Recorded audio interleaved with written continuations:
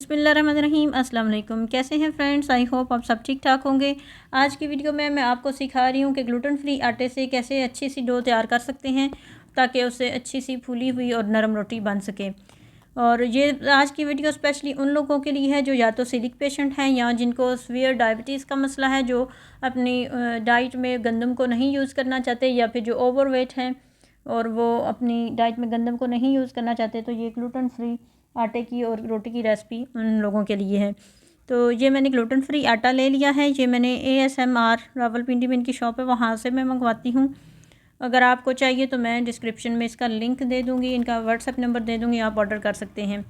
और इस्लामाबाद में इनका होटल भी है ग्लूटेन फ्री प्रोडक्ट्स का। तो सबसे पहले मैंने ये आटा ले लिया है, ग्लूटेन फ्री आटा है। इसमें थोड़ा थोड़ा पानी ऐड करके मैं इसको मिक्स करती जाऊँगी। इसमें बहुत ज़्यादा पानी एकदम से ऐड नहीं करना, वरना ये बहुत पतला हो जाता है और सही इकट्ठा नहीं होता। तो इस तरह से मैं बहुत थोड़ा थोड़ा पानी इसमें ऐड करती जाऊंगी और इसको इकट्ठे करती जाऊंगी आटे को।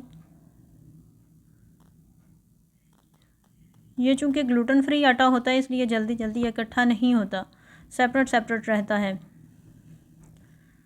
तो बहुत थोड़ा थोड़ा पानी हम ऐड करते जाएंगे, क्योंकि अगर हमने पानी ज़्यादा ऐड किया तो ये बहुत पतला हो जाएगा और फिर रोटी जुड़ेगी नहीं।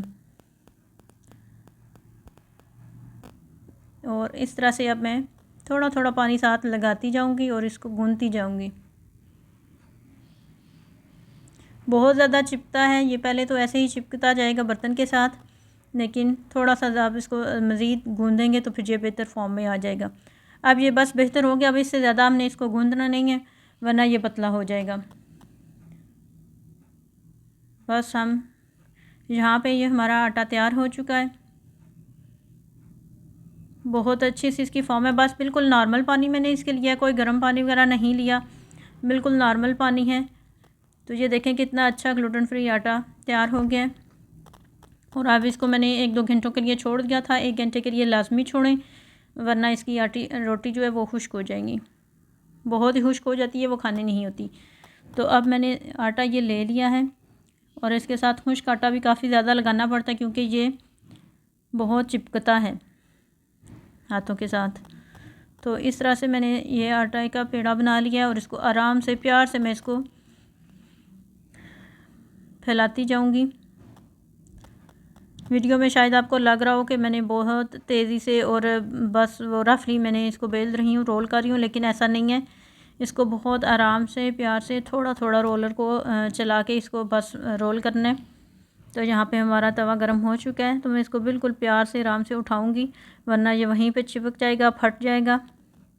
और ऐसे आराम से तवे के ऊपर डाल दूंगी और इसके किनारे जो मोटे होंगे उसको मैं ऐसे हाथ की मदद से थोड़ा प्रेस कर लूँगी। और बहुत जल्दी इसको पलटना नहीं है, वरना ये फट जाएगी रोटी। और इस तरह जब ये एक साइड से थोड़ी पक जाए, आपको फ़ील हो, और मीडियम फ्लेम पे इसको पकाएं। जब एक साइड से आपको फ़ील हो कि अच्छी सी पक गई है, तो इस तरह से इसको चेंज करें। नॉर्मल रोटी की निस्बत इसको ज़रा ज़्यादा टाइम लगता है पकाने में, लेकिन आपने मीडियम फ्लेम पे पकानी है, वरना कच्ची रह जाएगी अगर आप हाई फ्लेम पे पकाएंगे।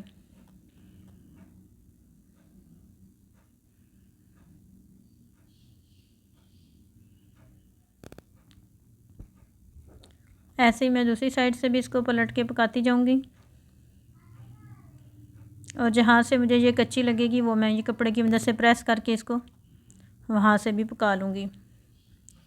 इस तरीके से अगर बनाएं तो बहुत ही नरम और फूली हुई ये रोटी बनती है, खाने में भी आसानी रहती है।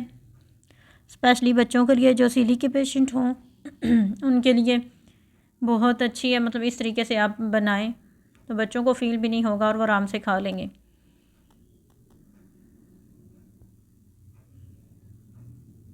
और इनका आटा भी बहुत अच्छा है ASMR वालों का।